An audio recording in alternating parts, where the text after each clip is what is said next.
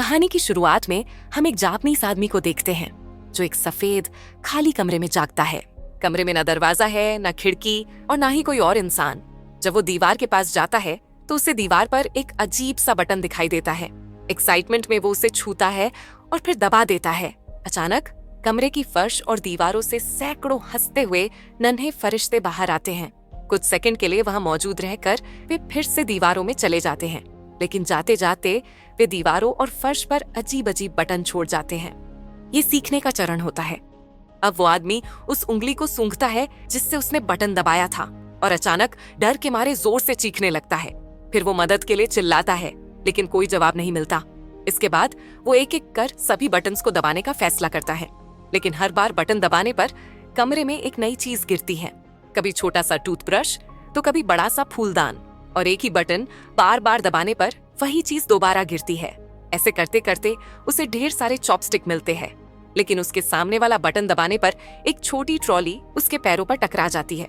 दर्द के मारे वो गुस्से में एक और बटन दबा देता है, लेकिन वो बटन एक बच्चे के पिछवाड़े का आकार लेकर उसके चेहरे पर गैस छोड़ देता है।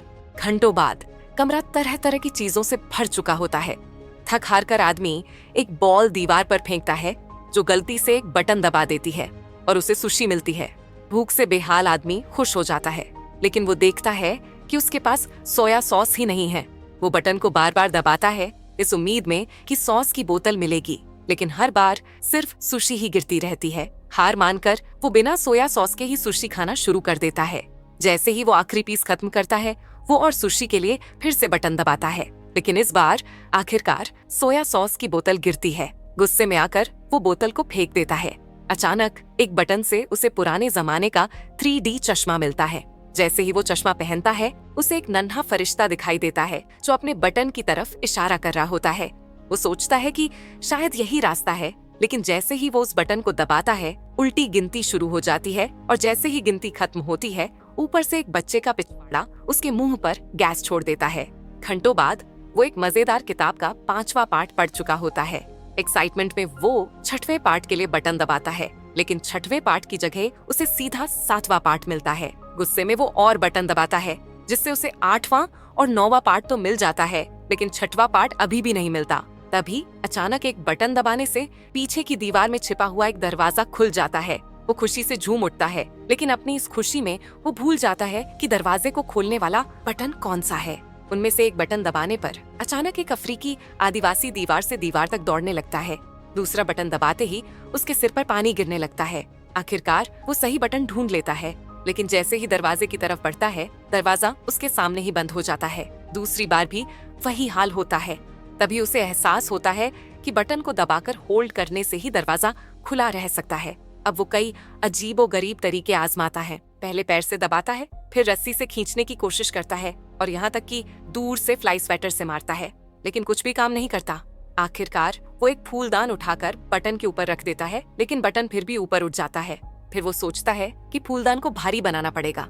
सबसे पहले वो फूलदान के अंदर पानी भरने की कोशिश करता है, लेकिन कोई फायदा नहीं होता क्योंकि पानी सिर्फ उसके ऊपर ही गिर रहा था। अब वो फूलदान के अंदर ढेर सारी सुशी भरने लगता है, जिससे फूलदान इतना भारी हो जाता है कि वो उसे उठा ही नहीं पा रहा था। फूलदान का मुंह छोटा होने की वजह से वो चॉपस्टिक की मदद से एक एक करके सुशी निकालने लगता है। जैसे ही कुछ सुशी बाहर आती है, वो मुश्किल से फूलदान को उठाकर बटन के पास ले जाता है, लेकिन वहाँ जाकर उसे एहसास होता है कि वो फिर से बटन भूल गया है। घबराते हुए वो एक बटन दबाता है और दीवार से वही आदिवासी फिर निकल आता है। आदिवासी फूलदान से टकराता है और उसे 2 हिस्सों में तोड़ देता है। आदमी गुस्से में बड़बड़ाता है और फिर सही बटन को ढूंढ लेता है। अब वो उस बटन को सुशी से ढकने की कोशिश करता है, लेकिन बटन वापस ऊपर उठ जाता है। फिर वो टेप की मदद से उसे दबाने की कोशिश करता है, लेकिन ये भी काम नहीं आता। अब कुछ पेन किलर की वजह से वो अच्छे से सोकर उठता है। उठने के बाद उसे ब्रश करने की जरूरत महसूस होती है, इसीलिए वो पानी गिराने के लिए एक बटन को दबाता है। हालांकि वो गलत बटन होता है, लेकिन उस बटन की वजह से एक लंबी रस्सी ऊपर से गिरती है, जिससे आदमी का मूड तुरंत ठीक हो जाता है, क्योंकि उसे दरवाजे तक पहुंचने का आइडिया आ गया था। अब वो बटन दबाता है और रस्सी पर झूलते हुए उस दरवाजे के पास टाइम रहते पहुंच जाता है, लेकिन अंदर जाते ही वहां पर एक और दरवाजा होता है। वो उसे खोलने की कोशिश करता है, पर दरवाजा लॉक होता है।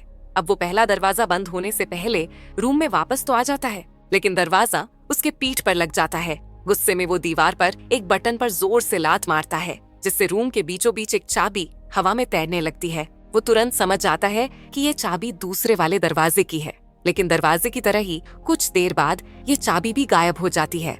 इसीलिए अब इस आदमी को चाबी के साथ साथ दरवाजे को भी खुला रखने का तरीका ढूंढना होगा। मगर सबसे पहले उसे फिर से उस बटन को ढूंढना होगा जिससे चाबी आती है, क्योंकि वो उस बटन को भूल गया था। वो दीवार पर एक रैंडम बटन को दबाता है और अचानक वहां से एक कुत्ता निकलकर उस पर भौंकने लगता है। दूसरी बार भी वही होता है, लेकिन तीसरी बार उसे आखिरकार सही बटन मिल जाता है। इसके बाद वो बटन को देखते देखते पीछे की ओर जाता है और वहां रखी सुशी लेकर फिर से उस बटन के पास आता है और सुशी को उस बटन के ऊपर रख देता है। लेकिन जैसे ही बटन दबता है, फिर से वही कुत्ता बाहर आ जाता है। गुस्से में वो दोबारा सही बटन ढूंढ लेता है और एक नया प्लान बनाता है।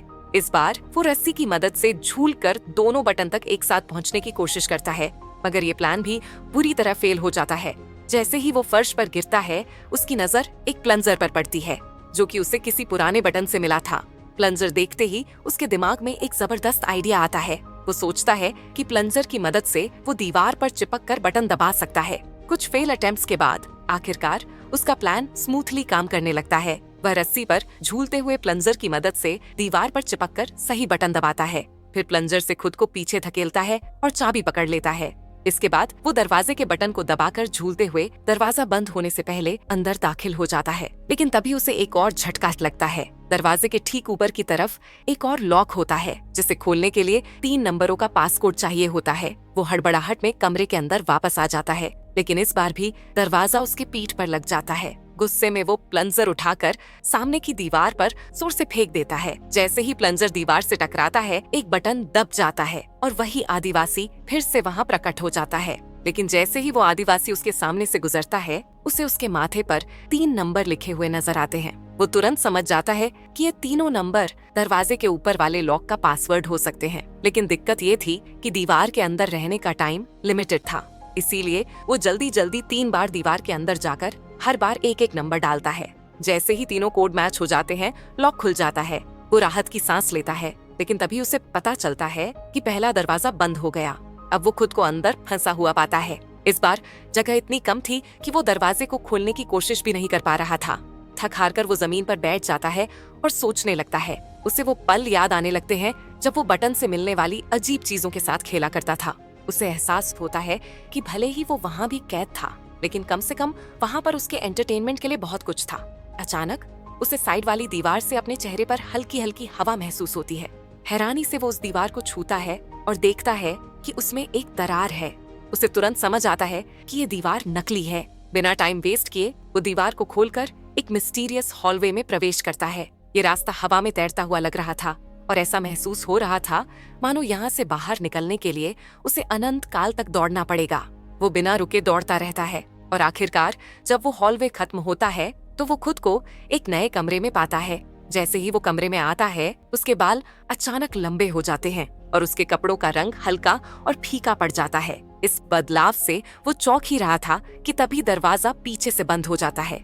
कमरा देखकर उसे महसूस होता है कि ये कमरा भी पिछले वाले कमरे जैसा ही खाली है, लेकिन इस बार कमरे में छोटे फरिश्तों की जगह बड़े फरिश्ते मौजूद थे। वे थोड़ी देर तक कमरे में रहते हैं, फिर अचानक दीवारों में गायब हो जाते हैं। जाते जाते वे दीवारों पर अपने पीछे वही अजीब बटन छोड़ जाते हैं। ये अभ्यास का चरण होता है। इस बीच मेक्सिको के एक छोटे से शहर में एंटोनियो का परिवार परेशान था, क्योंकि उसके पिता, जो कि एक रेसलर हैं और एस्कार्गोमैन के नाम से जाने जाते हैं, आज कुछ ज्यादा ही चुपचाप बैठे हुए थे। उनकी इस खामोशी ने पूरे परिवार को चिंता में डाल दिया था। उसकी वाइफ सोचती है कि ऐसा इसीलिए हो सकता है क्योंकि उसका अगला ओपोनेंट उससे काफी जवान है, लेकिन एंटोनियो के दादाजी उन्हें समझाते हैं अनुभव मायने रखता है, जवानी नहीं। अब एस्कार्गोमैन की बेटी सिस्टर केरन अपने पिता को गाड़ी में बैठाकर रेसलिंग रिंग तक ले जाती है। दूसरी ओर एंटोनियो स्कूल में अपने क्लासमेट्स की बुली का शिकार हो रहा होता है। वे उसे ताना मारते हैं, तुम्हारे पिता तो बूढ़े हो गए हैं, अब वो किसी को हरा नहीं सकते। लेकिन एंटोनियो को अपने पिता पर पूरा भरोसा होता है। जैसे जैसे मैच शुरू होने का समय नजदीक आता है, सिस्टर कैरन अपनी गाड़ी में बैठकर अपने छोटे भाई एंटोनियो और दादाजी को पिकअप करके रेसलिंग रिंग तक छोड़ती है। हालांकि सिस्टर कैरन वहां नहीं रुकती। शो शुरू होने से पहले एंटोनियो और उसके दादाजी को रिंग के सबसे आखिर में बची हुई 2 सीटें मिल जाती हैं। मैच की शुरुआत होती है और पहली टीम रिंग में प्रवेश करती है। उनका नाम है नाइट हंटर, जिसमें सुपर डेमन और टकीला जैसे दो ताकतवर और खतरनाक रेसलर्स शामिल हैं। दोनों के रिंग में आते ही दर्शक तालियों से माहौल को और ज्यादा जोशीला बना देते हैं। इसके बाद एस्कारगोथ मैन और उनका पार्टनर सिल्वर ईगल रिंग में उतरते हैं। सिल्वर ईगल शानदार जोश और आत्मविश्वास के साथ लड़ाई की शुरुआत करता है। शुरुआत में सिल्वर ईगल अच्छी पकड़ बनाता है और विरोधियों पर काबू पाने की कोशिश करता है, लेकिन जल्दी ही नाइट हंटर की टीम अपनी चालाकी और ताकत से सिल्वर ईगल पर हावी हो जाती है। दोनों मिलकर लगातार उस पर हमला करते हैं। इस दौरान नाइट हंटर वाले बार बार रिंग के कोने में खड़े एस्कारगो मैन को उकसाते हैं कि वो अपने साथी की मदद करने के लिए लड़ाई में शामिल हो, लेकिन एस्कारगो मैन शांत बने रहता है और कोई प्रतिक्रिया नहीं दिखाता। तभी सिल्वर ईगल एक ट्रिक का इस्तेमाल करता है, जिससे सुपर डीमन और टकीला एक दूसरे से टकरा जाते हैं। मौके का फायदा उठाकर सिल्वर ईगल तुरंत रिंग से बाहर निकल जाता है। अब एस्कारगोथ मैन रिंग में आता है, लेकिन नाइट हंटर वाले चालाकी से उसे पकड़ लेते हैं। लेकिन जैसे ही टकीला उसे चेयर से मारने वाला था कि तभी मिस्टीरियस रूम में मौजूद वो आदमी एक बटन दबाता है। अचानक जादुई रूप से एस्कारगोथ मैन की गर्दन लंबी हो जाती है। वो अपनी लंबी गर्दन का इस्तेमाल कर अपने दोनों ओपोनेंट्स को नॉकआउट कर देता है। लेकिन मिस्टीरियस रूम में वो आदमी देखता है कि बटन दबाने पर कुछ भी नहीं हो रहा है। उसे ये बात बेहद अजीब लगती है, इसलिए वो बार बार वही बटन दबाने लगता है। इसके नतीजे में एस्कारगोथ मैन गलती से अपने ही पार्टनर सिल्वर ईगल को भी नॉकआउट कर देता है। फिर भी वो आदमी बटन दबाना बंद नहीं करता। एस्कारगो मैन अब रेफरी, एंटोनियो और आखिर में रिंग की बैल को भी अपनी लंबी गर्दन से नॉकआउट कर देता है। रूम में कुछ न होते देख वो आदमी दूसरा बटन दबाने लगता है। एक बटन के दबाने से लॉस एंजलिस में एक कॉन्सर्ट के दौरान सिल्वर बैंड का एक सदस्य अपने मुंह से आग उगलने लगता है। वही दूसरे बटन की वजह से चीन में एक आदमी मजबूरी में अपने ही पालतू कुत्तों को छोड़ देता है। अब ये आदमी लगभग हार मान चुका था कि तभी उसकी नजर ऊपर से आती एक अजीब सी रोशनी पर पड़ी। उसने देखा कि इस कमरे की कोई छत नहीं थी और ऊपर कुछ फरिश्ते उड़ रहे थे। अब वो इन अजीब बटनों को दबाने के बजाय उनका इस्तेमाल ऊपर चढ़ने के लिए करने लगा। लेकिन जैसे जैसे वो बटनों को छूकर ऊपर चढ़ रहा था, पृथ्वी पर अजीबोगरीब घटनाएं घटने लगी। फूल के खिलने से लेकर हाथी के मरने तक। जितना वो ऊपर चढ़ रहा था, इन बटनों का प्रभाव उतना ही बढ़ रहा था। अब इनका असर केवल प्रकृति तक सीमित नहीं रहा, बल्कि मानवता और छोटी बड़ी चीजों पर भी पड़ने लगा, जैसे टोस्टर चलना या इंसान का चांद पर उतरना। आखिरकार जब वो अंत तक पहुंचा तो उसके बाल और दाढ़ी दोनों बहुत लंबे हो चुके थे। अब उसे बटन छूने की भी जरूरत नहीं थी। वो फरिश्तों की तरह हवा में तैर रहा था। इस ऊंचाई पर पहुंचकर उसने पिछले दोनों कमरों से मिले अनुभवों को याद किया और भगवान की अपनी भूमिका को स्वीकार किया। उसने समझ लिया कि बटन दबाने का काम अब नहीं करना, बल्कि मानवता के लिए सबसे बड़े निर्णय लेना है। वो अब चुनिंदा तरीके से मानवता की सबसे बड़ी हिट्स का चुनाव करने लगा। जैसे जैसे उसका काम पूरा हुआ, कमरे की दीवारें गायब होने लगीं और उसकी जगह पंखों का घेरा बन गया। फिर एक चमत्कारी पोर्टल प्रकट हुआ। वो उसमें प्रवेश करता है और आखिरी कमरे में पहुंचता है। ये चरण भविष्य का होता है। इस कमरे की एक दीवार पर सभी महाद्वीपों के नक्शे बने हुए थे। वही दूसरी दीवार पर एक बड़ा सा बटन था, जिसे वो आदमी दबाने जा रहा था। और इसी मिस्टीरियस एंडिंग के साथ ये कहानी यहीं पर खत्म हो जाती है। अगर आपको ये वीडियो पसंद आई हो तो इसे लाइक करें और अपने एक दोस्त के साथ जरूर शेयर करें। तब तक के लिए मिलते हैं अगली वीडियो में।